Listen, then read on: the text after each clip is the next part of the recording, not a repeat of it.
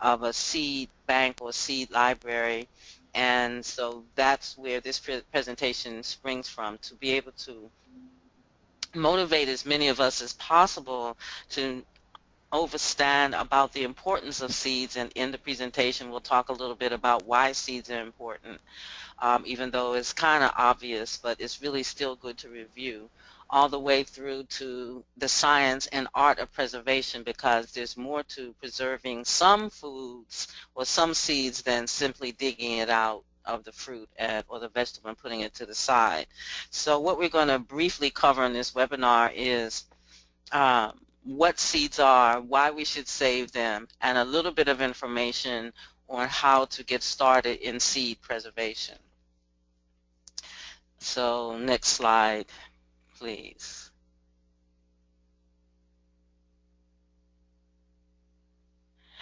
Before we get started in talking about terrestrial seeds, which are the embryonic plants, which is the primary focus of this conversation, we want to start with thinking about seed thoughts, because each thought that we plant in our internal terrain has everything to do with what happens in our external reality.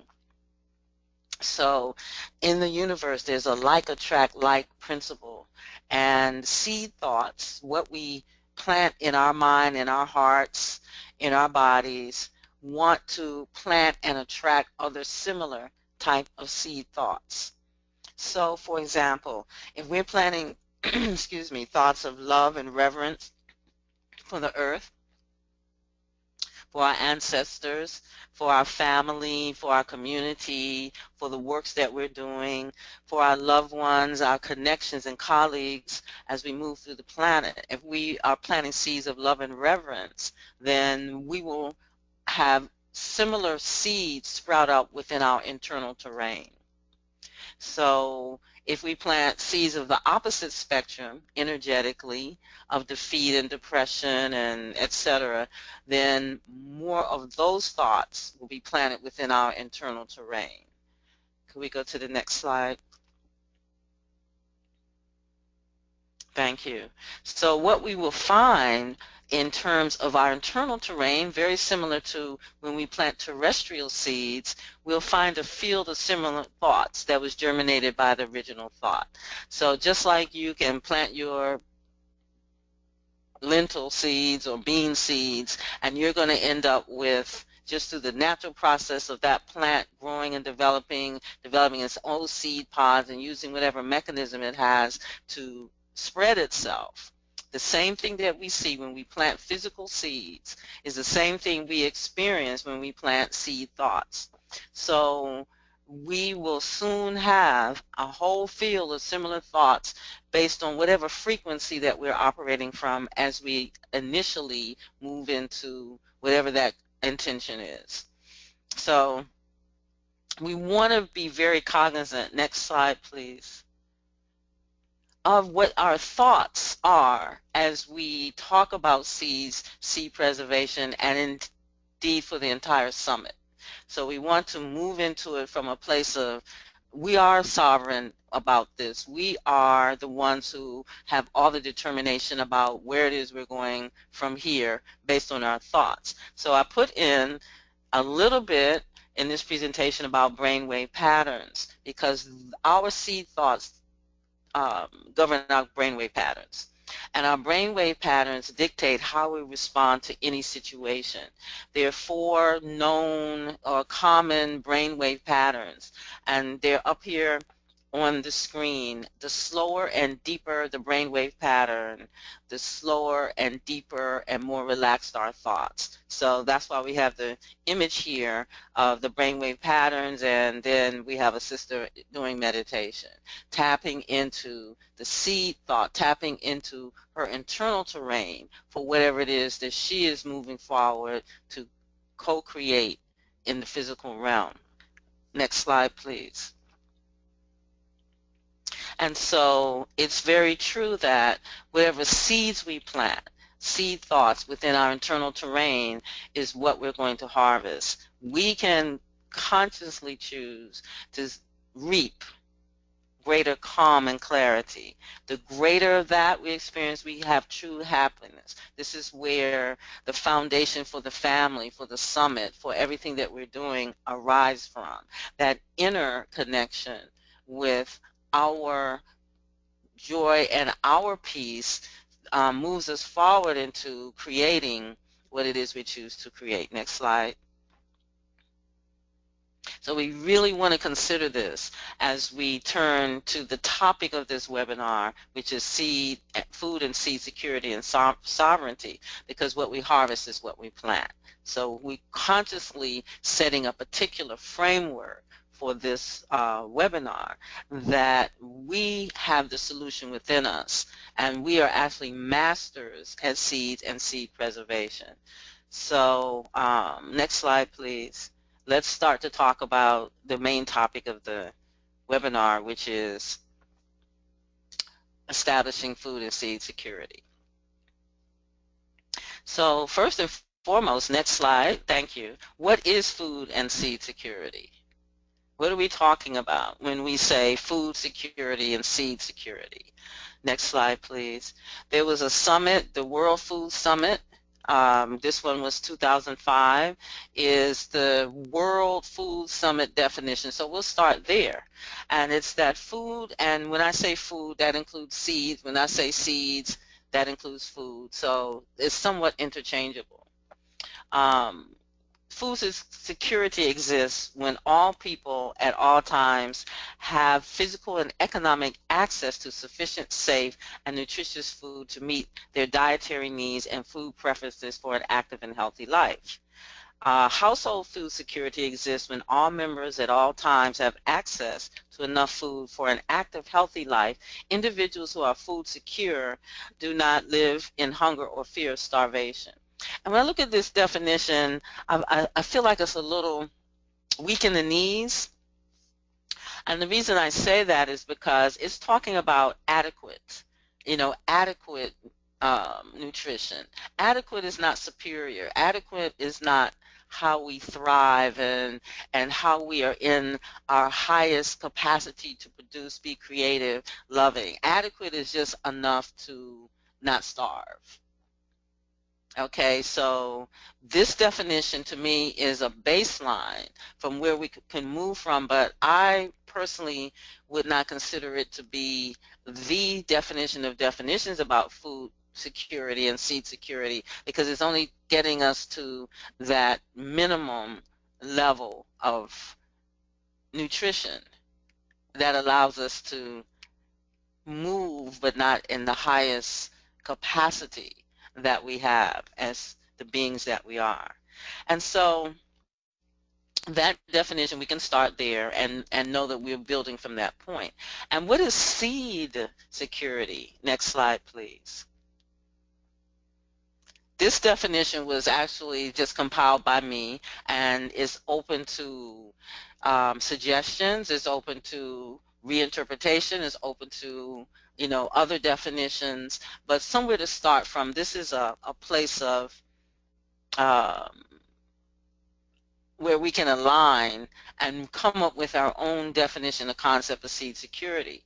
But I envision seed security as when a group or community has access to the seeds and food it needs to have superior nutrition to the members of the group of community.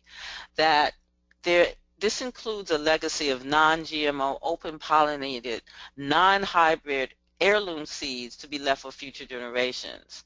That the seeds are in the hands of the people, not multinational corporations or conglomerates. And I also added in a subsequent version of this PowerPoint that there's enough land to cultivate seeds without duress and interference from GMO, hybrid seeds or plants. So simply having a plot of land and being able to plant seeds is not sufficient for seed security, because of the cases that we know that have been documented in the world arena of GMO and hybrid seeds infiltrating the organic, non-GMO, open-pollinated seed population. So it's important to have barriers, and it's important to have a means by which to separate or keep these seeds as far apart as possible. We know that there are different types of pollinators when we look at the plant kingdom and the animal kingdom as well as the wind. We know that seeds and plants get pollinated by different means. So we have to have enough barrier to protect against the wind blowing pollen from one plant or one group of plants to another, to also provide seed security. Next slide, please. And it might be like obvious to say, why is food and seed security important? But let's take a moment and just review it. Seeds are the basis of life. Without seeds, we actually have no food. There are foods in the agricultural industry that are grafted, one plant to the other. That happens a lot with fruits, etc. However, at some point within that grafting process, you sometimes have to go back to the original seed because there's certain traits that you're seeking. And so without seed, we, especially open pollinated heirloom non-GMO seed, without seeds, we have no food. So it's that essential um, for us to have seeds. Okay, next slide, please. Okay, there's a couple of links in this slide, and I'm not sure if we could get to them because you kind of have to be in slideshow mode to get the links, but I'll just talk about it. And anyone who wants a copy of the complete PowerPoint, yeah, from current slide, please. Yeah, where it says up at the top, from current slide, further up, a little further up, keep note right here where up under file, home, insert, etc. You'll see from current slide in the bar here. All right It here. says slideshow. No, right here up at the top. Go to the top left. Okay, from current slide. Right there. Yes. Thank you. I hope we don't lose it because when I was trying to do this, I lost the presentation when I went to full screen mode. So if it's not working, it's okay. I'll just talk through, and anyone who wants a complete PowerPoint with the links and everything, I'd be happy to send it to them, and then you can go through and get the links for yourself and see some of this other information that we might not be able to access in this. Okay, now click on the, yeah. Okay, so what's happening on the planet if it is decreasing biodiversity? Okay, so this is simply an article that gives greater credence and greater information about what's happening from a global perspective. And that is the Earth is going through a mass extinction event. And that's nothing to fear, but it is something to overstand and be aware of. And what that means is through the activity of the way that we have lived non-sustainably on the planet, especially since the advent of the Western cultures and Western civilization, has driven us to the brink of a mass extinction event, which means like 1,000 times more percent of extinction of plants and animals on the planet of what we're experiencing at this. So in the past 100 to 150 years, we've seen the extinction of maybe roughly 5,000 species on the planet. And this extinction is accelerating because of the way that we live unsustainably on the planet. That's one of the reasons for the motivation for this summit. So it isn't just the the animals, but it's also the plants. And in a few minutes, I'll talk about why that's important to us. Why we should turn off the flat screen and whatever, and be aware and cognizant of the effect that this extinction is having on us as the people that inhabit this planet. Okay, we can move on to the next slide, please. Which um, next? Okay, so next link, and this is more of the same. So what it does is this is a video And it really talks about in a little bit greater detail what's going on, and it takes you to another link for a documentary that you can watch in your spare time to become more aware of what the issue is. And however, what happens with of genetic diversity is that we have less flexibility within the biosphere for the gene pool to be able to resound, rebound from the various things that are happening on the planet. So we're not going to watch this 10-minute video per se, but I wanted you to be able to see the link for, um, to give a little credence to a whole view of what's happening on the planet. So we can go to the next slide, please. For some time is the realization. Yeah, you can close that. Okay, great. Now keep that up, that up, because I really do want to play this clip about what is a seed. Because what is a seed? Okay, we know that a seed is what we plant in the ground or in other growing media to be able to produce a plant. So we know that if we plant pea seeds, we'll get peas. If we plant rose seeds, we'll get roses. If we plant carrot seeds, we'll get carrot. Kale seeds, we get kale. So we know that. But what else is a seed?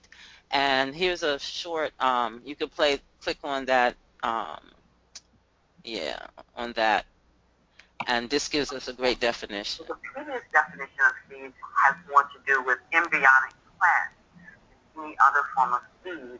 And indeed, in most contexts, when We need a little more volume. Yeah, let me try this again. Speaking of seeds, are the focus of today's recently in the last I can turn my my headset. platforms such as mosses, molds, ferns, and lichens, which do not reproduce in seeds. Most seeds consist of three basic parts: the embryo, the fruit, and the coat. This structure is actually very similar to the way that some animal embryos develop, like the bird egg, which consists of the nucleus, embryo, nucleus, embryo, the fruit, and the coat. So we see that this structure is consistently used throughout nature, not just in the plant kingdom. The two basic types of seeds are the angiosperms, which means they have a hard covering called a hard or fleshy covering called the fruit that covers the seed, and the gymnosperm, which is basically a naked seed. Many structured soils of seeds are actually fruits, like sunflower seeds, for example, and the stone in the peaches is actually fruit that surrounds the seed. Now, no seeds do several things. Obviously, the seed reproduces the plant. The key among the purpose of the seed is the nourishment of the embryo and moving to a new location. You know, it's that many seeds have a way to move. They have locomotion, or they are involved in the, they get eaten and transported to the future. Seeds are, and the dormant. So if the environment is not good or favorable to the reproduction of the plant, then the seed will become dormant.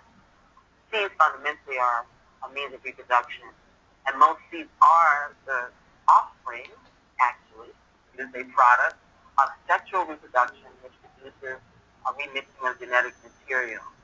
In other words, the mommy and the daddy get together and they make a baby that's 50% the mommy, 50% the daddy, just like in the animal kingdom. Most of the animal kingdom. There are exceptions of the planet animal kingdom of sexual reproduction. So in this process, natural selection acts, okay, because you're constantly combining genetic material to produce offspring. This is the way nature does it. Seeds protect and nourish the embryo and the young plant. Seeds usually give a seedling a faster start than a spoiling because of the larger surge in the seed, and the multicellularity, meaning cell, of the embryo. So in other words, a seed embryo is more than one cell, and then it has food. So that gives it an advantage over a mushroom spore or some other fern spore where it's just the spore that travels on the wind, and it's got to land in a place that has all the right environment and for it to germinate.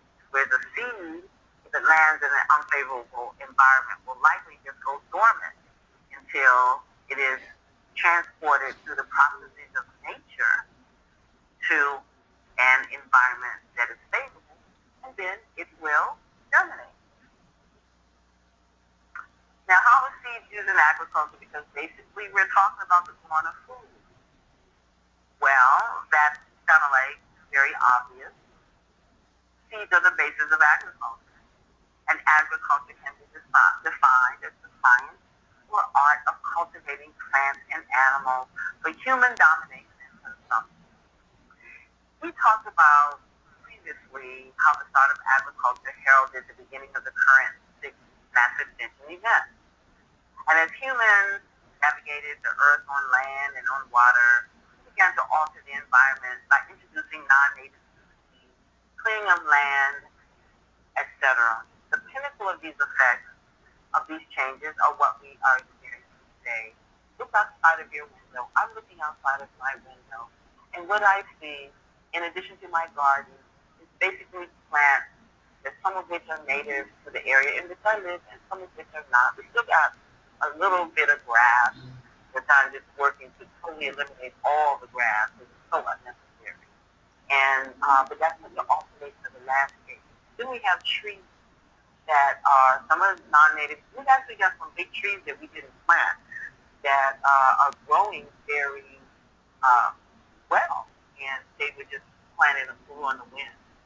So we have native trees, and then we have and things that are more artificial. This is what humans do to the environment. At this stage of human development, agriculture is essential for the survival of culture and the survival of humans on the planet. In order for agriculture to thrive, seeds are needed. Not only are seeds used to perpetuate subsequent cycles of progeny of whichever species we are observing, the trading and born out of seeds are essential to maintain the robustness and genetic diversity of our food supply. And the women are the seed savers. The women, we are the seed savers. That's why our Liberated Community Resource Center has initiated a seed initiative to work with the young people to learn more about seeds and to work with the schools to seed as a fundraiser. And some people would say fundraiser. The women are the holders of the seed. Okay? Over the millennia, women and humans have engendered, like, that's two different things, women and humans. Over the millennia, humans have engendered magnificent accomplishments simply through the exchange and propagation of seeds. Until today's monoculture paradigm, and we talked before about what the monoculture paradigm is, and listen further to hear that, more about what that is. Food was healing. The foods that come from our local agriculture are suited to our genome as well as our epigenome. And we define that as the sum set of living organisms within a particular climate or microclimate. Okay? Monoculture means all the food is grown under the same exact conditions, the same exact seeds, owned or duplicated, grown under the same exact conditions on huge agri-farms. That's not how nature produces plants. The same little spearmint, peppermint, whatever kind of plant. In my garden, it's grown in different environments. Okay, it's not just grown as a monoculture under one exact environment. There's so many little micro environments within my garden, and different traits expressed through the different climate, because the seeds the plant have to take on certain qualities to thrive in that environment. This is how nature produces genetic diversity over millennia. Now, in the past 150 years, we are growing in mono environments, very tightly controlled environments, very tightly controlled seeds.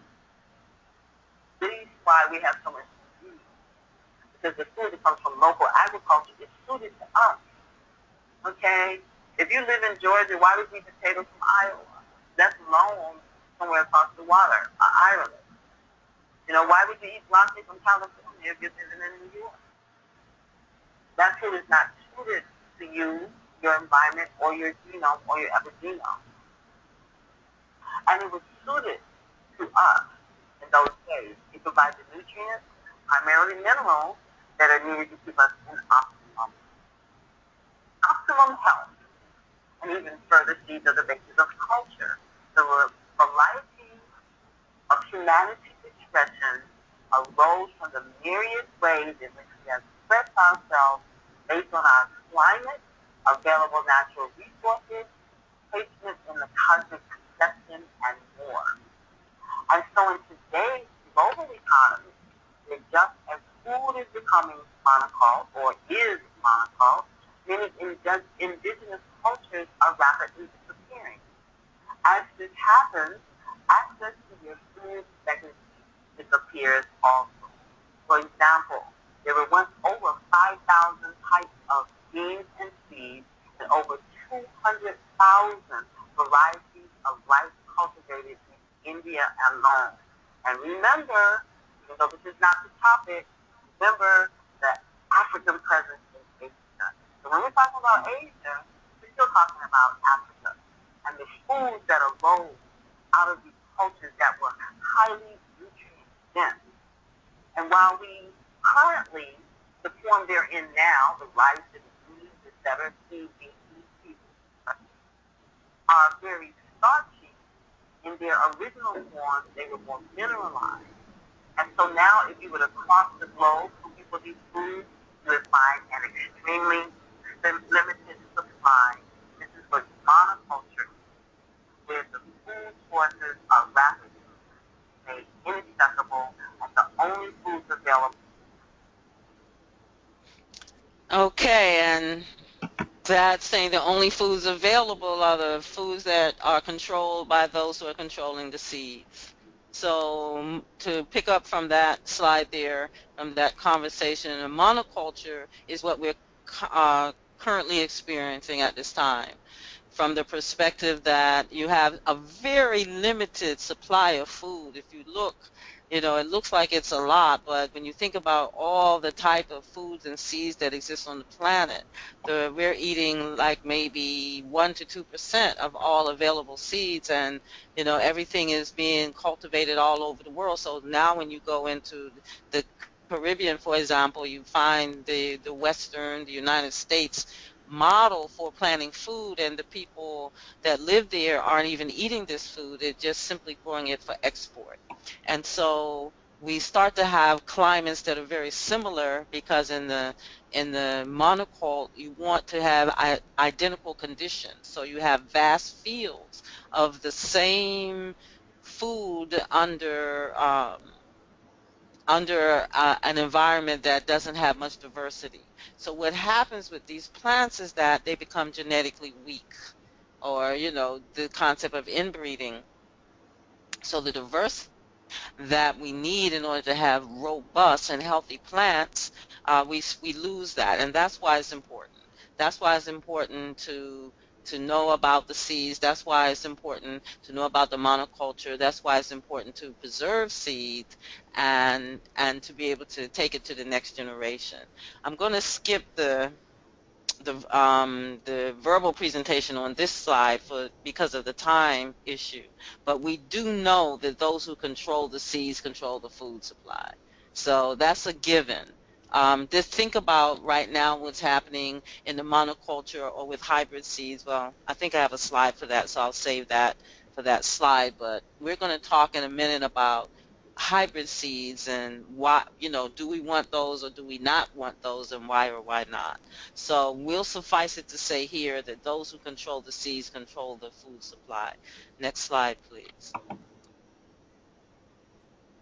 So another really, really important and obvious reason that has been in the popular conversation among activists and even those who have a passing interest and those who are sympathizers, to the movement and to the need for seeds, know that the multinational corporations are have basically an agenda to control the food supply. At the end of this presentation, I'm going to give a little bit of information about how crucial that is for us on the planet and why we should be concerned. So this slide talks about Monsanto, and there's so many of them. Monsanto is one that people commonly are speaking about at this time, but there's so many of them. It's the agricultural chemical companies, because most of the pesticides that are being used now, it's commonly known that those pesticides arose from chemical warfare from previous world wars, and they needed chemicals to be able to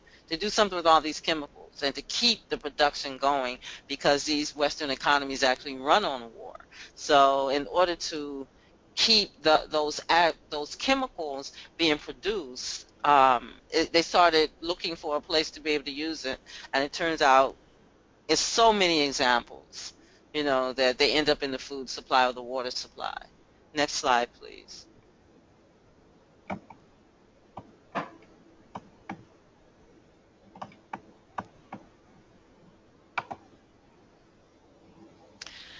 So we have been traditionally seed savers. In the on the slide a couple of slides ago, what is a seed? We talked about seed women being the seed savers and the seed collectors, and that's absolutely the case. However, the growing out, saving a seed, growing out, and harvesting of food is a community-wide event. So if we, as we move forward to preserving our seeds, it connects us with our past. We would not be on the planet listening or having this conversation at this moment if it wasn't for the previous generations that preserved seed to be able to plant food for us to have, for our ancestors, for our progenitors to be able to have the resources, i.e. food, necessary to move to the next generation. So seed preservation is taking us on a full course. We've come full cycle. Seed preservation connects us with our past. Next slide, please. And it also provides a future for us. We cannot have a future without seeds. So that slide just shows us the future. So that's how important seed preservation is. Next slide, 2 slides forward. Yeah, next. Okay, so here's a perfect example of monoculture agriculture. You see endless field of corn. You can't really see where the field ends. It goes over the horizon, and the conditions are very uniform. Everything is flat, and it's only one thing being grown, and it's GMO from the perspective of it has a gene in it that prevents certain pesticides from eating it. So here we have it. This is a really good example of what's happening with our food supply at this time. And so when we grow food in this way, when we don't companion plant, when we're not aware of what grows well with what, and when we don't create um, multiple microclimates, we end up with a food that has very little genetic diversity, and it has a very weakened immune system.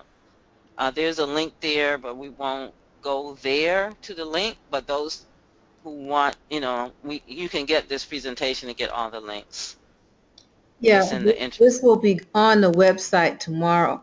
Well, Okay, I mean, okay, because I know after tonight, we won't be able to broadcast anymore, but there will right. be a DVD package for all the presentations throughout this entire summit. So this will be a part of it. That's wonderful. This is such a great. So for our part, what can we do? Okay, so we got like the global perspective of what's going on. How does that relate to what we can do on our daily basis, or what kind of choices we can make in order to be able to make a difference and make a change? First and foremost, either produce your own food or collaborate with those in your community who are producing food. Pretty much everywhere now, in most regions, there are small scale farmers who plant organically or bioorganically or biodynamically. And you can get to know these people, know their passion, know their strengths, know what motivates them, and you can get the best quality of food. Weekly or whatever works in your economic reality. And, if there's not resources to buy from your farmers, you can plant. The smallest yard can produce so much food. If you take a 5 foot by 5 foot plot and plant it biodynamically, you could actually feed your family from that and from the plant kingdom. So we want to produce our own food or collaborate with the people who are producing food and have a real relationship with them, so that you can get involved in the decisions that are made about your food supply. Next slide, please. Same thing. Save your seeds. This is where we start to talk about having a mindset of seed saving. So every seed is potential life. If you eat a fruit, depending on your climate, if you eat a mango, you can save that seed and plant the mango. Even if you don't grow it into a tree phase, as it develops, you can take certain small amount of those leaves off of that mango tree and put it in your tea. All of these leaves from these tropical and subtropical fruits have a wonderful nervine component about them. So you don't actually even have to wait for it to grow to be a full tree that's bearing fruit. As it matures, you give it a little time, and as it gets strong, you can selectively take leaves from those seeds. If you plant 10% of the mangoes you eat, and use those mango leaf for tea. Great for the nerves. Same thing with papaya, apples. Even if it doesn't grow to a full bearing tree, there's still nutrition that can be um, retrieved from these plants, as long as we don't over harvest the leaves while it's in a growing stage. So everything, if you cut open a squash, save those seeds, especially if there is organic, non-GMO, and non-hybrid, because then you can plant those seeds and get more food. So, that's the essence of seeds. Seeds have our food supply. You plant a certain percentage of your seeds to grow it out to get food for the next eating season. So even if you're not planting, just know that when you open that fruit, even the pepper, the bell pepper or the Scotch bonnet pepper or the habanero or banana, all those peppers, also the seeds are valuable to be replanted. When I first started planting, I just planted and then I would just dig it up. I didn't I would just take the kidney beans and the lentils and whatever and plant them out in the yard to start to amend the soil. Because when I lived in Georgia, the soil, when we grew in the soil, it was very much clay. So we started amending the soil by simply putting those bean seeds out there, letting them grow up, and then turn that over. And then as time progressed and we nourished the soil, amended the soil, we ended up with very rich soil. Then, the other aspect is you can build beds, or you can plant in the planting containers. But the point is, save those seeds and amend your soil, grow out what it is that you have, just to get into the practice. Because it's so inspiring to see what you plant into the ground grow into a plant. So even if you have no intention of growing a garden, just start by being in the habit of growing your seeds, if you're living in a situation where you don't have access to the earth, like, digging in the earth, get those bags that are planting bags. You can get them from all sizes. There's some of them, lots of them are big enough to hold a whole tree. So that if you have to pick up and go, you can take your food with you. But just get into the habit of saving your seeds, and planting out a certain percentage of them to just give back from what it is we're taking from the earth. Next slide, please.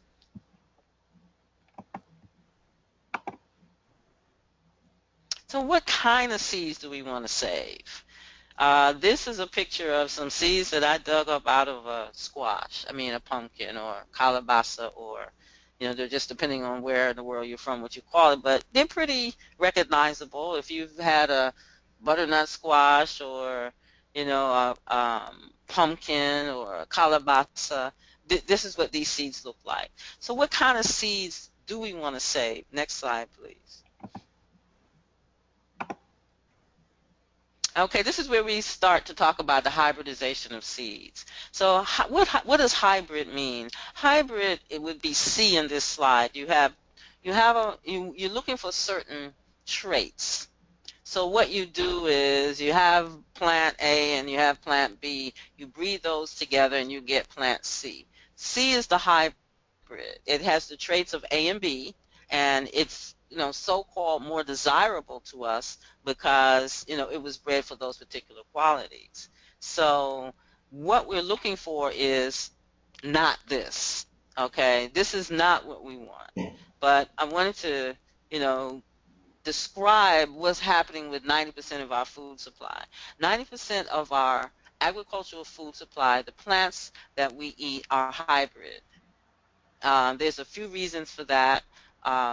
One of them is to express certain traits to make things more manageable in the growing of the food, to time things a certain kind of way.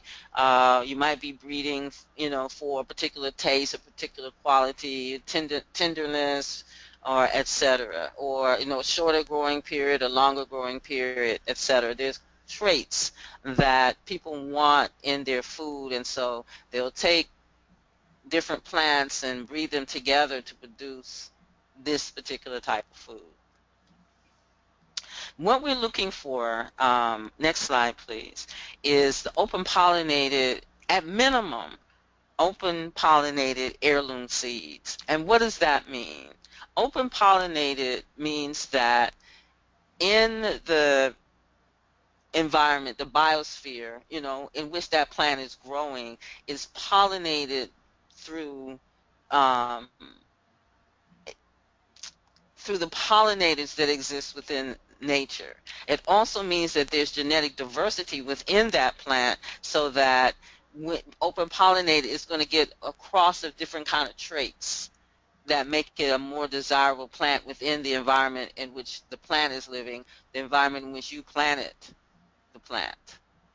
So open pollinated means it's more like how nature, you know, provides the food that we eat.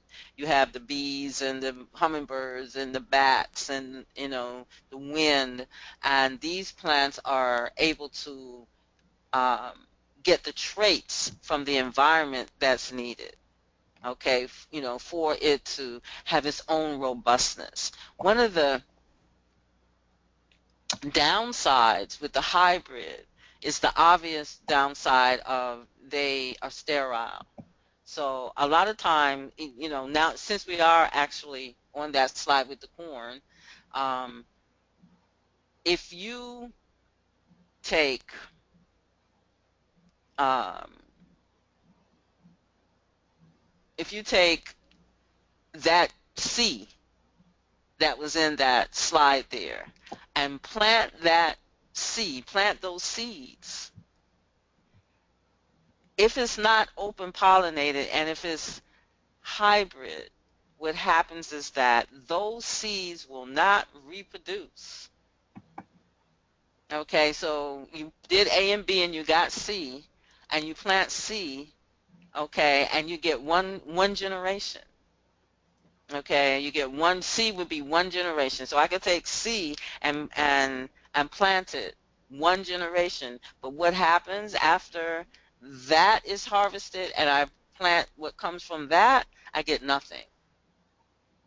Zero. Nothing happens. It's sterile, or it does not come back true to type. True to type means if I plant A, I'm going to get A. Okay? If I plant B, I'm going to get B. If I plant C, I'm not going to get A, B, or C, because these seeds, the hybrid seeds, can only go one generation.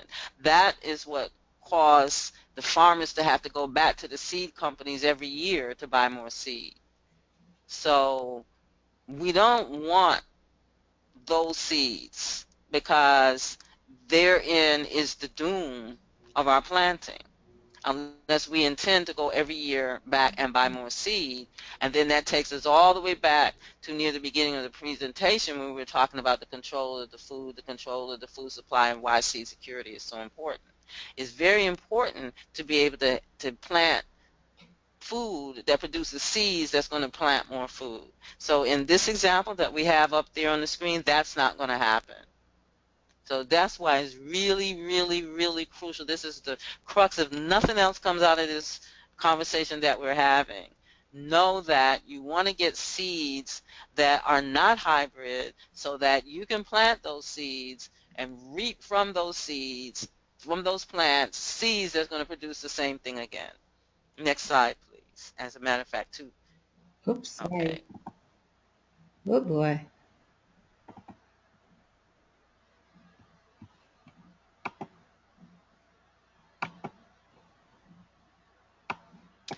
And so this is, this is just really, really important. I can't really overemphasize how important it is. So how do we go about getting these seeds? Where do I get them from?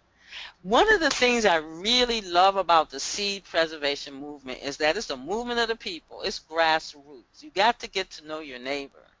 You have to know, it takes us back to knowing who's growing our food.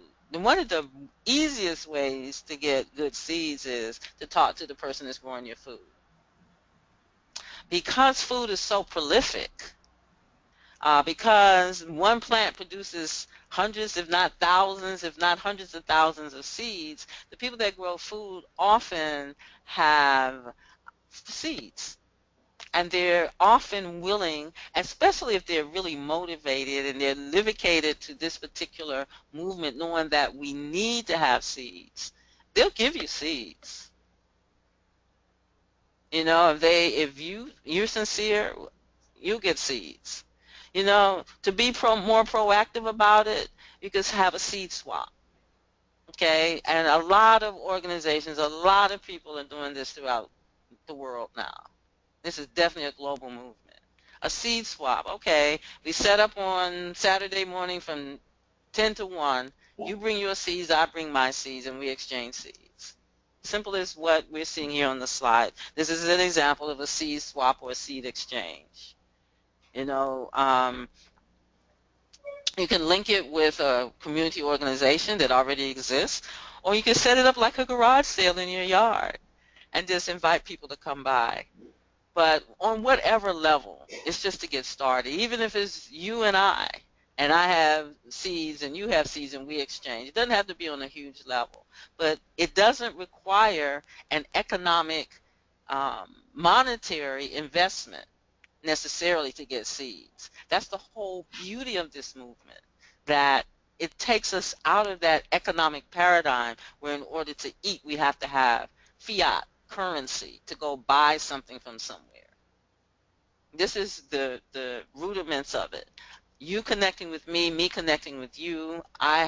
Give you what I have, and you give me what you have, and we grow it out. And the really other great advantage of that is that, okay, now we're creating these microclimates. So I'm taking my bean seeds and giving them in your yard, which is going to be a little bit different of a microclimate from my yard, and so now we get genetic diversity from the same seed crop. So my yard might have a little bit more shade, so that is going to cause the plant to develop certain traits. Your yard might have a little bit more sun, which is going to have the plant develop certain what happens is that we can bring them back together in an open pollinated scenario and maintain the genetic diversity of the plants. So not only is it the fact that we're growing food, but we're maintaining the genetic diversity, which is equally important in the whole concept of saving and the growing out of seeds.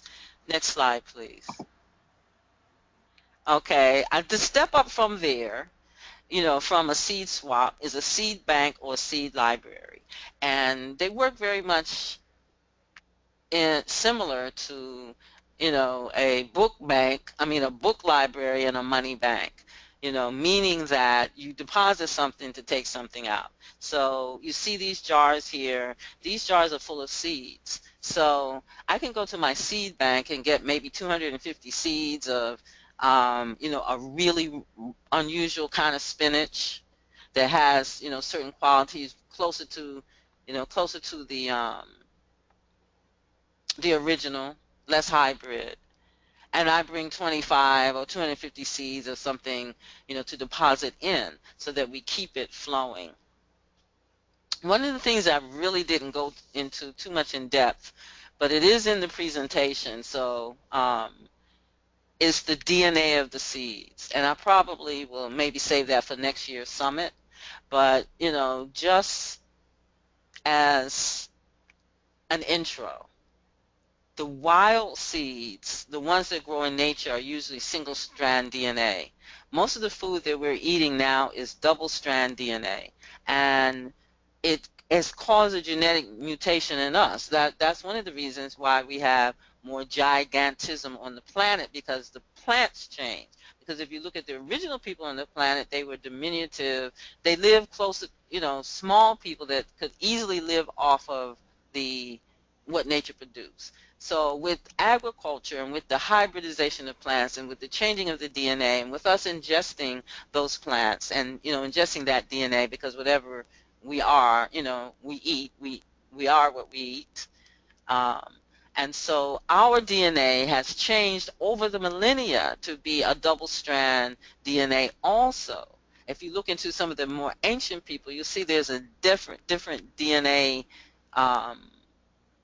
framework.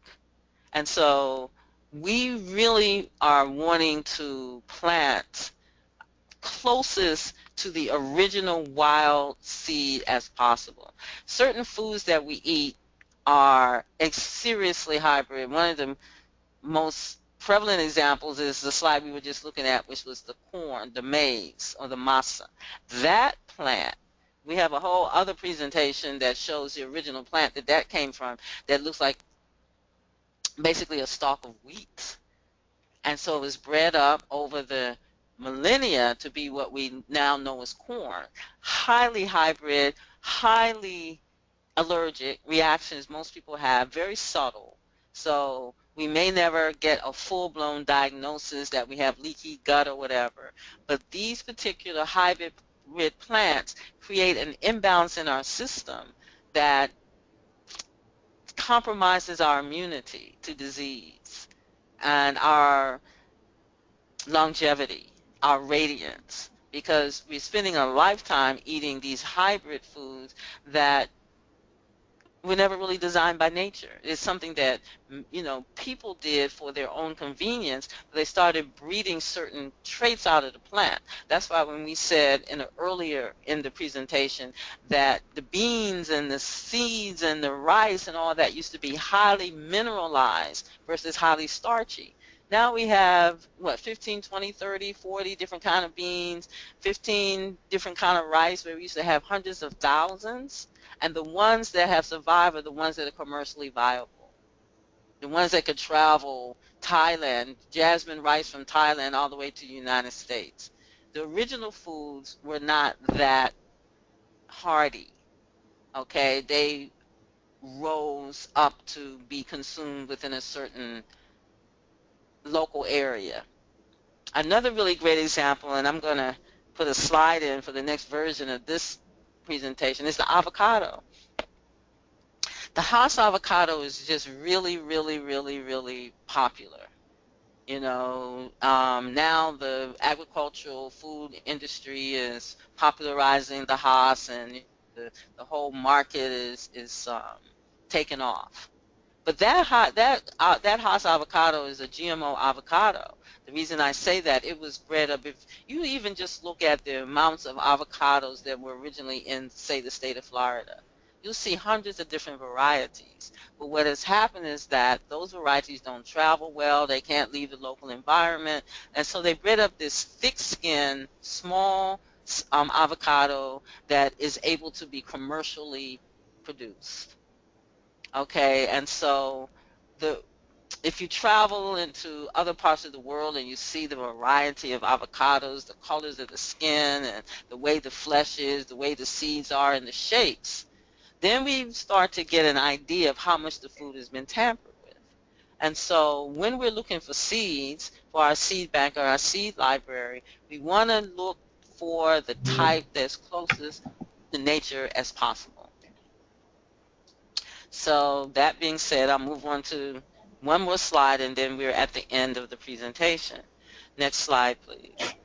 There's a whole soliloquy that goes with this slide about the Svalbard seed bank, because we've been talking about seed banks and how to get started and what to do, in order to be able to harvest seeds. And there's a lot of more information that we can provide about that, because, how do you actually save a seed?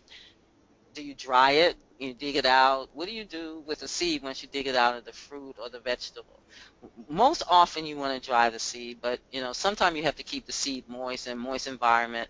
A lot of time you want to use desiccant with the seed, and desiccant is that little packet that's in vitamin bottles and in shoes and everything, and that keeps the moisture out. So say, for example, you had a papaya feast and you have something like 1,000 papaya seeds, and now you want to preserve them. Okay, first of all, you want to make sure those seeds are clean. You don't want any food debris left on the seeds, because that will cause them to decay, mildew, or rot. So first of all, you have to, painstakingly and lovingly remove all external flesh from the seed so that you just have the seed. Then place those seeds on a paper towel or some medium that will allow them to dry completely. Once they're completely dried, you want to put them in a seed envelope, the most popular, or even the jars like you see in the slide there, the mason jars, um, or an envelope, seed envelope, which is most often a coin envelope. Label that and put a piece of desiccant, one of those desiccant packets, and then put it in a cool, dark place. And that's true for many seeds, but there are exceptions.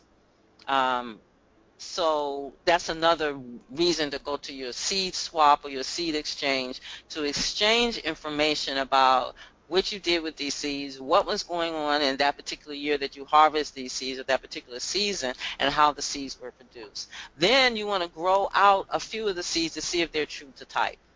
So if I collected 250 papaya seeds and cleaned them and dried them, I might want to plant 2 to 5 of those seeds to see if when I grow them, they're going to produce papaya plants, that are viable. So in a nutshell, that is how seeds are preserved. It's the first and foremost is to just get into the mindset of saving the seeds that's in the food. And last slide, please. And so there is global seed saving. So this concept is going on all levels. This is a great presentation that's attached to this slide that's talking about the Svalbard Global Seed Vault. Okay, and you see a diagram of it here on the slide. You see that the great majority of it is in the permafrost, and it's located in Norway, maybe 100 miles or so from the Arctic Circle. So it is currently cold there, even though it's tending to get warm. So these seeds now have been gleaned or removed from the gene vaults around the planet. So there are, in various countries around the planet, the seeds are being saved. Excuse me.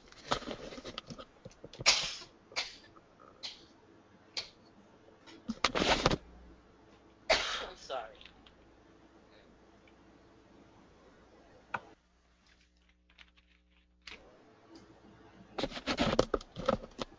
And so what's happening is that the genetic diversity of the crop seeds is being preserved in this vault. Um, However, long story short, because it's 12:15, Yes. you or I don't really have access to these seeds.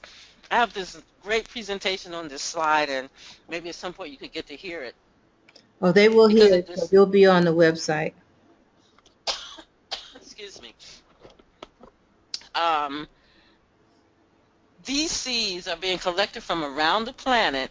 It's the rare seeds that being collected from gene banks and stored in this vault in Norway. But Mama Nabantu, if you want to go get some seeds from there, you can't get any. I know you have to get a boat to get there or airplane. I know about it. You can't even walk there. I heard about this place. That's what. It's really, yeah, it's crucial because this is the genetic diversity. Now, if you go to the website that's talked about in the presentation, which I think is croptrust.org, if you go to that site, you will see who is funding this, and from you see who's funding it.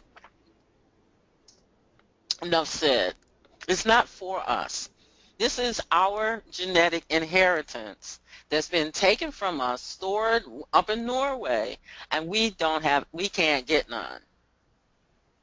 Okay? Even if I want to grow a rare heirloom tomato, for example, I can't go there and apply and get 20 seeds. I have to go to the original gene bank and trust, hope, and pray or whatever, that they're going to let me have some seeds. And, they don't have to. And I use the analogy somewhere where because they use this as they say, oh, it's like a safety deposit box for seeds. So, whoever puts in, if I put seeds from my gene bank in there, I can go get the seeds out of my gene bank. But I gave the analogy that, okay, safety deposit box. Safety deposit box is in the bank. Yeah, I might have a safety deposit box and I might have whatever, my personal property in that safety deposit box. But I have got to walk into that bank and ask the bank for permission to be able to get to what's my property. And if the bank decides that today is not going to be a day that I'm going to get to my safety deposit box, I'm not going to get to my safety deposit box. So depositing those seeds with these corporations, Bill and Melinda Gates Foundation, Monsanto Corporation, et cetera, all the ones that we know and we've been talking about now for 10, 15 years or longer, are the ones who control this seed vault. They don't want you to have those seeds. They don't want me to have those seeds because all those things that I've been saying for this entire presentation. If we have control of the seeds, we don't need them. So the whole aspect of storing our seed legacy up in Norway, where we can't get access to it, is something that we should be highly motivated to save our own seeds. Because the really good thing about the local seed saving is that it's grassroots, and you're going to get seeds that they may not have at that seed bank up there in Norway. You're going to get seeds that people don't even know exist because it's been handed down from family. Seed savers have learned to be very closed mouth around in certain environments about the seeds that they have. Seeds are more important than gold, the mineral.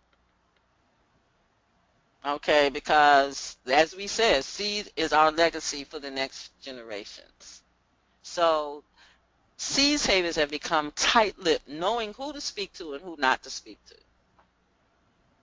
So it's really important in closing, I just really want to emphasize how important it is for us to develop the mindset of saving the seed closest to the original.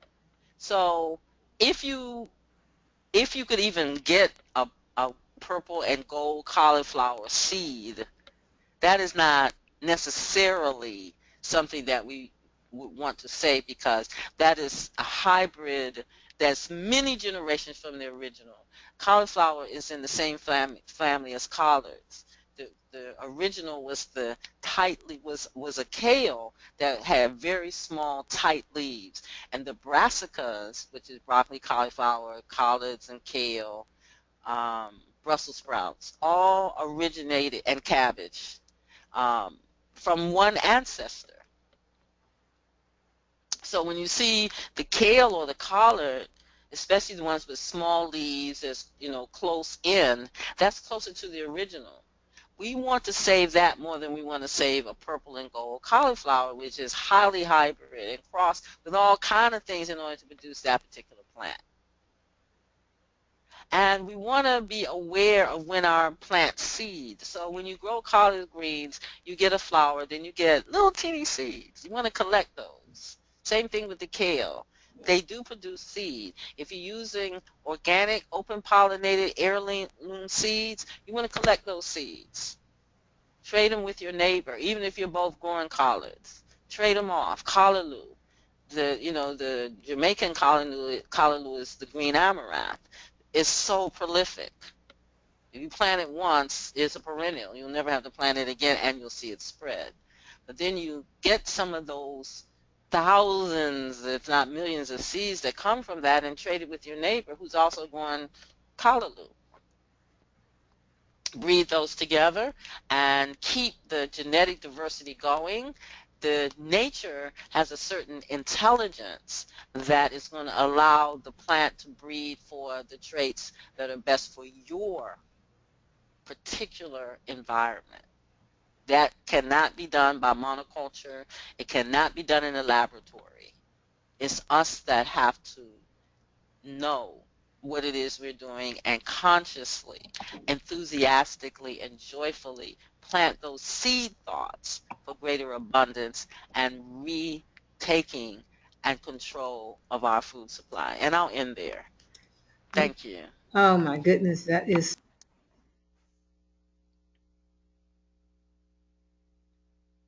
I'm sorry, I lost control. Let me.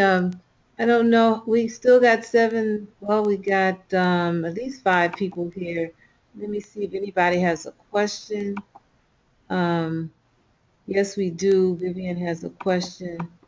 Um, Let me see if Vivian has a mic. And let me see here. Vivian, you have a mic? Yes. Can you hear me, Yeah. Roberta? Yeah, we can hear you quite well. Very good.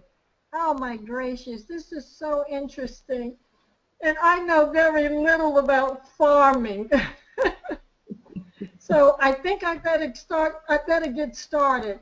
I had a question, a Yes. couple of questions, and I had sent a message. Is it possible that I could look at a seed and tell if it is GMO or hybrid? That's one question. There's the other is, how long can seeds be saved in a jar or possibly frozen?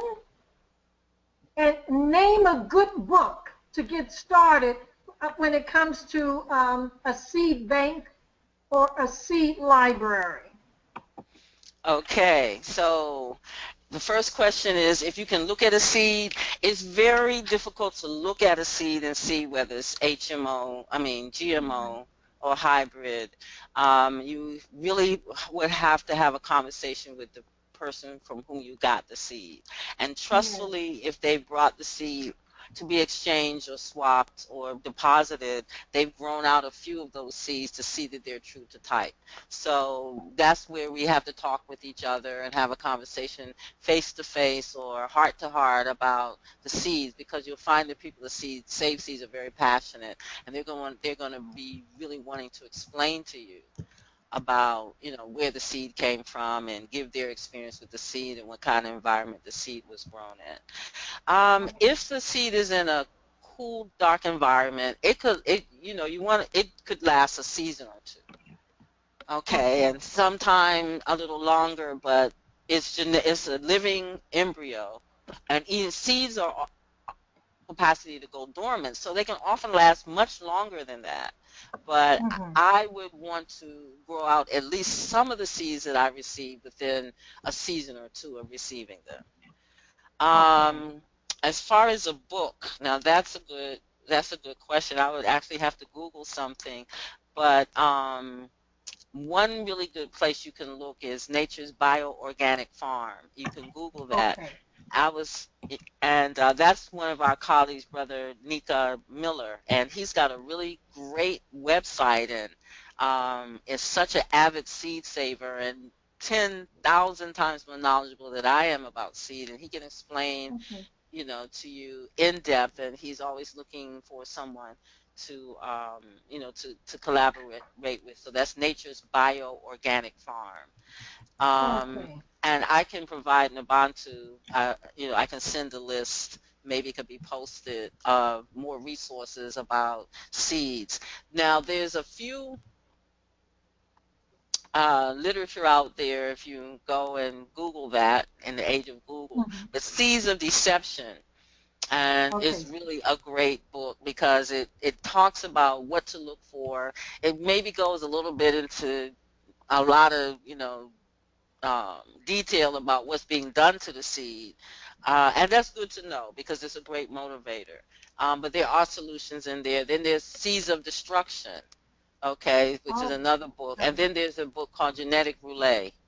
And if you Okay. get those, it'll give you not only, enough of the problem, but solutions, including other organizations that you can go to in order to be able to, get more information. I'm not sure where you're physically located, but your local farmer, Mhm. your local urban or rural farmer is your best library or encyclopedia about seeds. That's the Oh, really cool thing about this thing is that it takes you back to talking to people. oh, So, you talk to whomever you would get your food from, and talk to them about seeds, etc. Go to farmers markets.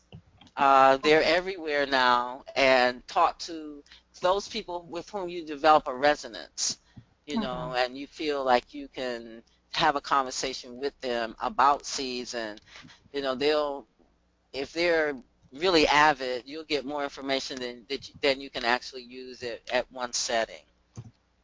Well, it's interesting because I stumbled on an article. I didn't get a chance to finish reading it, but it had to do with Monsanto and all of the other companies. They are Hmm. losing control of the market when it comes to, I guess, the seeds. I have to find that article, but it was very interesting. And this is what we're hoping for to continue fighting them, but at the same time prepare ourselves. I'm with an organization that we are getting ready. We're setting up 9 ministries, and one of the ministries is agriculture. That is why I'm also studying this too, so that I can Great. bring valuable information back to the organization. So, and to That's learn.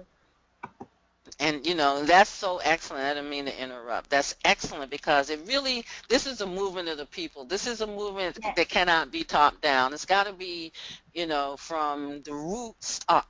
And I yes. know that because there has been so much work around the planet amongst different people to raise awareness about this issue, that, people are seeing how important this is and taking the power back into their own hands. So it's so gratifying to even be a part of this summit with all these Oh, gee. presenters, bringing solutions, and Yes. to know that we are taking back the control and, thinking about our children, grandchildren, great-grandchildren, great-great-grandchildren, Right. and what is it that they're going to have, to make use of in terms of food, Mm-hmm. because we see since even the 50s, the degeneration of the human race based on, the non-food that we've been eating. Mama, Yes. And the Mama Ya, sickness. we want to put your email. Is it yoursustainablecommunity@gmail.com? Yes, as you are, the letter U, the letter R, sustainable communities at gmail.com. Oh, communities. Okay. Can I put it right here? I have Yeah. it except for the IES. Thank you so much, both of you. Thank you. Oh, Okay, so I put it in the little chat window. okay, we got it. Yes, this is just phenomenal. This whole, um, Oh, I mean, it just went beyond our expectations. I don't know if oh, anyone else want to say anything. I'm just going to open up the mic to everybody that's there. If you got something to say, just shout it out. Abubakar, Yes, good evening. good evening. How are you? I'm just fine, thank you. And Good. I just, I'm elated about the subject matter. I'm glad uh, saved the best for last. You could say that. I am a seed saver, and so this is a subject dear to my heart, and it's something that deserves more time for people to really um, get a grip on uh, learning about controlling our own food sources. So um, I just want to say a couple of things. The sister just covered a lot of things, and I'm sure she knows that every single area that she spoke on can be delved into, for hours. Absolutely. Uh, We can be here this time tomorrow still talking. that's right. That's Absolutely. right. Yes, for sure. But this idea of sustainability uh, and saving seeds is something I'm not sure exactly how to express it, but if you bear with me, I'll just say it quickly, and this is how I feel, and this is what I'm seeing that's happening. Um, there are a lot of seed companies, organic and commercial, on the market that you can just Google and get hundreds of companies, and you'll find that the majority of them are the Europeans. They, Hmm. they're doing oh, it, and uh-huh. they've been saving seeds, and they've been exchanging seeds and doing these things. So we we find ourselves at a time that we are attempting to take back control of our own communities. So Uh-huh. there comes a point that I've seen that we have to straddle between what we have ourselves already and what we can get from those people who have usurped and taken most of the things. And we have to do that in such a way where we don't get stuck on them. So, you know, I grow a lot of herbs and fruits and vegetables, and I'm learning a lot about saving the various seeds. But periodically, I'll buy some seeds, and sometimes you might only get 5 or 6 seeds and pay several dollars for them. So what I've begun to do some years is just I'll grow those seeds, and then I'll save them. And from the five I purchased organic seeds I purchased, I might have like 500. So now I'm ready to trade them, save them, give them to other people, and build my seed box up. So it takes time for Uh-huh. us to do this thing, but we have to remember that we're moving from uh, a lifestyle of dependency to a Oh, lifestyle of being independent. And there's a middle part to that. I call it straddling, but there's a middle part when our people learn the steps and stages that they need to go through to get from yeah. side A, dependent, to side B, which is independent. So Uh-huh. I just wanted to say thank you, and I'm up late. I'm glad it was well worth it, and congratulations. I will try to stay in touch with everyone, and hope we're able to exchange some seeds maybe as soon as possible. I would love that, and you're so right, Brother Abubakar, about the Europeans. They're doing this highly enthusiastically, Mm-hmm. and so sometime you do have to um, be an ambassador for your community, and go up amongst some of them in order to get hold of some seeds that then you can take and grow, as you said, and take from 5 to 500. And that's the wonderful thing about seeds. If you have one seed, you have the ability to feed your family if that seed is cultivated and grown out, and then Mm-hmm. you take the seed from that. So yeah, sometimes, because we live in a global world, and because some people have basically infiltrated large parts of the planet, and took us into that monoculture. And it's so fascinating to me that the CEOs of many of these corporations, I have it firsthand, from people that have worked for many of these corporate places, they don't eat this food. They don't eat the GMO food That's or right. the They high. don't.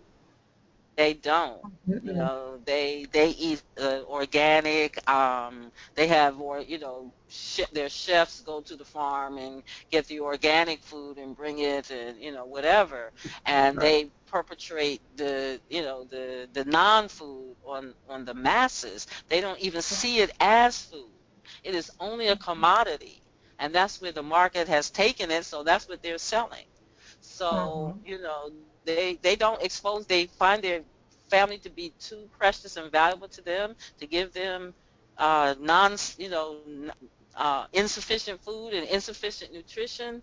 The whole spectrum of autism disorder, autism spectrum disorder that has arisen. A lot of these people are aware it's from the food. There's a lot of anecdotal information among the parents of autism. And the thing about autism is that because it's so prevalent, and you have a lot of very wealthy people whose children have autism, so there's a whole lot of information and resources out there about that. And one, on the grassroots level, they say it's the food. That's right. It's, Definitely. it's allergies to the food, as well as the vaccinations. But they will tell you that on the grassroots level, and that information has been squelched. But these people eat the best quality food they could get, their hands on, and they save the rest for people who don't know better. But they Mm-hmm. want you to buy it because their stockholders are invested in it, and it's a commodity for them. Mm-hmm. So absolutely, what you're saying, Brother Bukar, is absolutely right on point. Can And, I, can I I just really appreciate you. Go can I ahead. just make one quick kind of like an announcement? Um, my wife has been distributing African marigold seeds. She started doing that a couple years ago, and we grow them prolifically here at our nature culture garden, and they're really a heavy attraction. They grow for a long time, and the bees and a lot of the hummingbirds and other come for them and help pollinate our yards. And so she has a project of African marigolds that anybody wants any, if they just write her, she'll put them in an envelope and send them. And we just want to kind of see the seeds spread. It's kind of like spreading the seeds among the people, just like you spread them among the earth.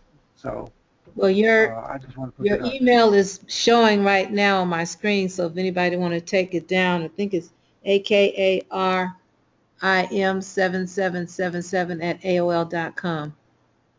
I'm not seeing that.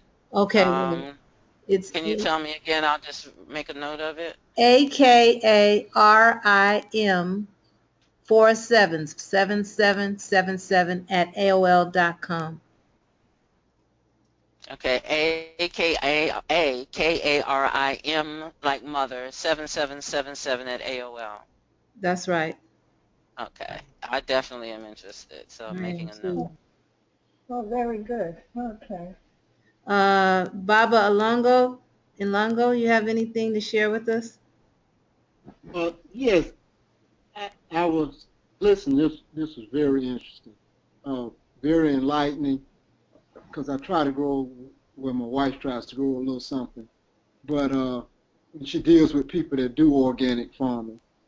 But I had a question about: do any of you have any thought on like plants that grow naturally in the forest and on the land that we don't plant ourselves that's edible? You know, when you go to survival mode or whatever, they tell you can eat this and eat that. And there are a lot of plants out there that we can eat that we don't harvest or grow like on farms, but they just grow. You know, Dr. Ando, he's Mm, no longer mm, with us. He was yeah. ethnobotanist, and he could do that. I went on a tour with him here in Mm-hmm. Georgia, and he took us on a tour. And every little plant he would pick up, and he said, "This is for this. This is for that. This can be for that." And it's naturally there. Whatever you need Mm-hmm. grows near you, right?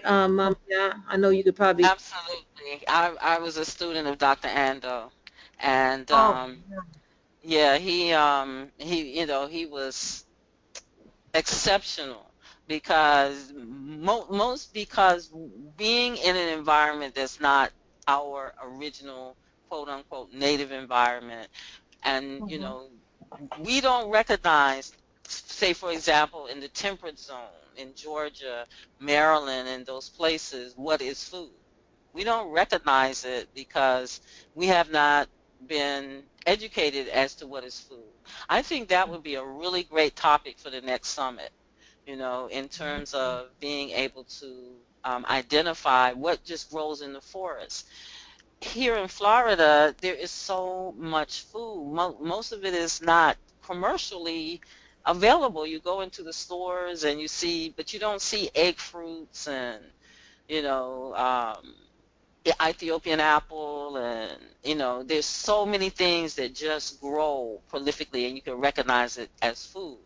Well, this is the subtropics, but it's also equally true in all the other zones of the earth, to be able to recognize what is food. The people that were here prior to the incursion of the Europeans, they recognized the food, but most of those people have been absorbed into the larger culture or have died out.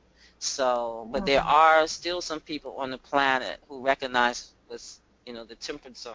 I think great topic, for another gathering. Right, It's we essential. need to make note of that because we are planning for 2017 as we speak. Um, I'm gonna move on because it's getting late. Erling, Wilson Huey, would you like to make a statement or a comment? I think Erling doesn't have a mic, and so you can always type in the chat box if you wanted to make a statement. I can't. Oh, let me see if I can open up the mic for Arcana. phone and my laptop crashed. I took my phone in several times and they could not figure out how to get it back 100%. So right now I can talk on my phone, which is fine, but all my contacts were erased. They said, initially said, don't worry, it's in your cloud. And then they found out, oh, your cloud is full. And they said, but don't worry, all you got to do is transfer everything to your computer. And I told them when I try to do it, it's not working. So why don't you try it? And going into the store, to the Verizon and blah and stuff, and they're like, we don't know why this is supposed to work. And that's like, yeah, I know it's Arcana, supposed to work. Arcana. And you're trained to I think fix it. Arcana is talking to someone else. Yes, I can hear. Arcana, They you probably know you're on the mic. didn't do it. So I Yeah, still, I'm gonna drop her. yeah, That's some of the Vivian, vagaries of the technology. right? So, Yes. Go ahead, Vivian. Oh no, I was, while I was listening to the whole lecture, it just gave me so many wonderful ideas. Even though I live in Charlotte, North Carolina, I'm from New York, But we're one of the heirs to property in Mississippi, and we have a lot of land. And I've done things on the land as far as opening it up to the community, but it was always something that was bothering me, and that I need to find a way to help the community, even though I don't live there. And now you just gave me an idea of possibly opening up the land as far as growing. We have like 125 acres, and something can be done. You can't take it with you, but you can sure use it to benefit the community. And And generations to so come, Vivian. that's Generations to come that, into it. that's right. So I'll be talking to some of my family, because we'll be going down there and to see what we can do and come up with some ideas. But whatever the idea for me is, like, to use it to grow to grow food, and so that it can help the community, not only the people that's living on the land, but also the community. So that's what it's about for me. Right, Um, exactly. so, and I like that seed bank. So maybe we can get people to start handling that for us too. Well, there are So some historically black colleges that I know I got some heirloom collard greens, I think from okay, Lincoln University. There's a Reverend Dr. Al Sampson, I think it is, in Chicago. okay. He Mm-hmm. he has a That's plant. him. You know him? Yes, ma'am. Yeah, I know he came down here, and his goal is to try to get all the farmers to grow heirloom seeds. And so we wanted him to be a part of this summit, but weren't able to get it in time for him to be a part of this. So we hope next year he'll be a part of it, to share Hmm. what they're doing around these heirloom seeds. And they're not charging a whole lot to get them. I got heirloom collard greens and heirloom organic corn, because I had stopped eating corn because of the fact that it was GMO. Almost all the corn that we purchase is GMO, right? Yeah. That's why I don't eat it. Absolutely. Yeah, that's something that I had to take out of my That's live it, right. aka diet, Yes. because it has been pretty much genetically um, Modified. co-opted. Yeah. Yeah. Hmm. Hmm. Although they say is non-GMO when you go to the farmers market, but I really don't trust it. You know, I don't know. Well, corn is pollinated on the wind, so if there's any GMO corn within miles of the organic, Hmm. those that pollen, can be picked up, and so there's ways. Biodynamic farming is uh, one way that the plants become more resistant to basically the invasive effect of the GMO pollen, etc. Mm-hmm. So those are the things that we have to rekindle. We used to Right. know, how to strengthen the plants to make them even selective for certain pollen. Hmm. So, those are all things that we can explore. Okay, we got one more statement from Erlene, who couldn't come on the mic, and she just wanted to say this was an awesome conference, and yes, it was, and it is, and it will continue. And I want everybody to know that um, Mama Ya was really the person that started all this, and I sort of co-founded with her this whole idea about coming together with sustainability. But this is her baby, you know.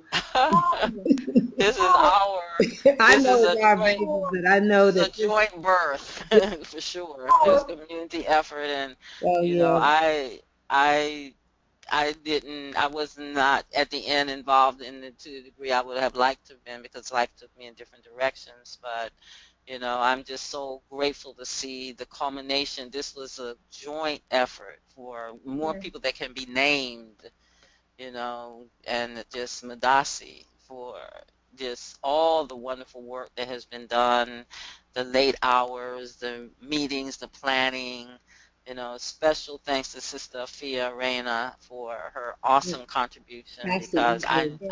I know the amount of work that it takes to put together something of this nature, and she's just been tireless with this. So That's special thank right. you to her.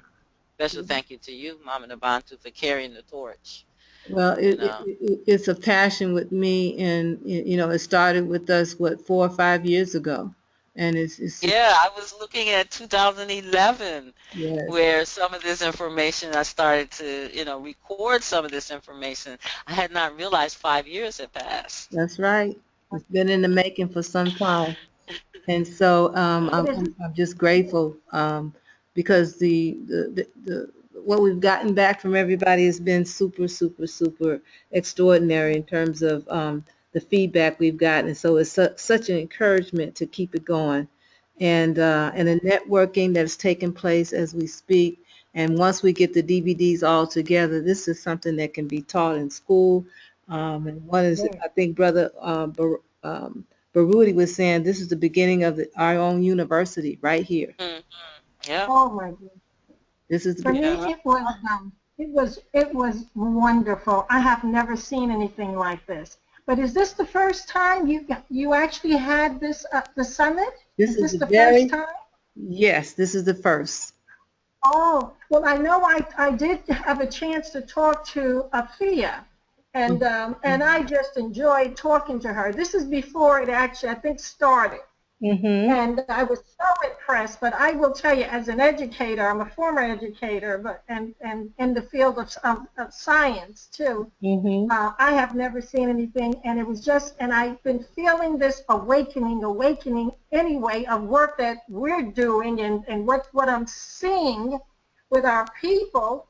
I've been feeling this awakening, and when I came to this summit, I said, "Oh my gracious, this is really beautiful." Yes, I will send in a donation.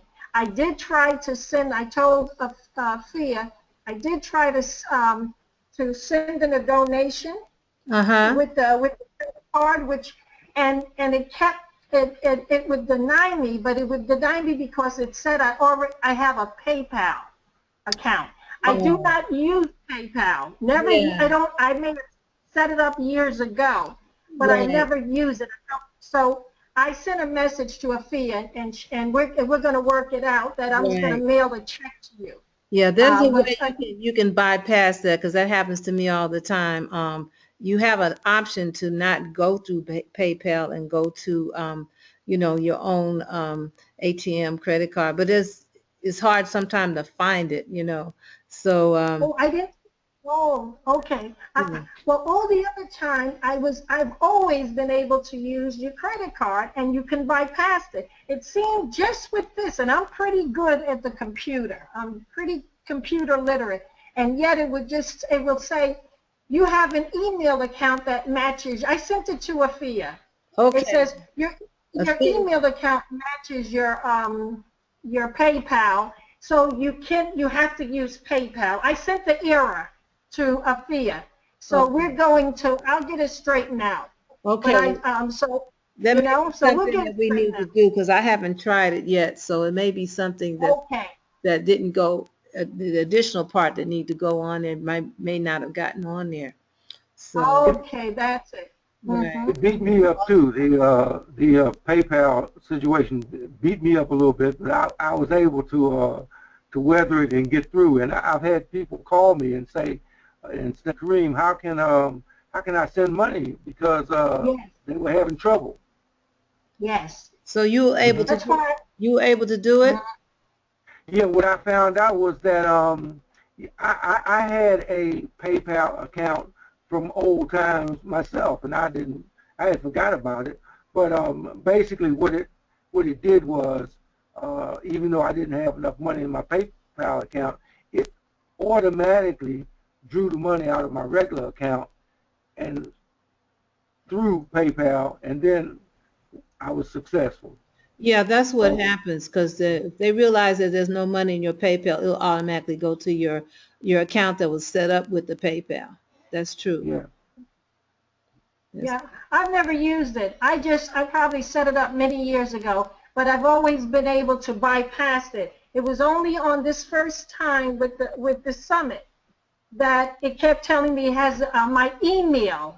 It mentions that I have the same email with the PayPal, which was ridiculous, which I do, but I've never had that problem. And like I said, I'm very computer literate, and so that's why I sent the message to Afia and the era, so she'll be aware. I just wanted her to be aware that it could be happening to more people. Okay, well, I will be in touch with her, and she probably needs a couple of days because right now she is exhausted. Oh no, I told her not to worry. For me, I told her not to worry because I will send the money. Okay. And so she just gave me an address that I could, if I wanted to send it, which I will.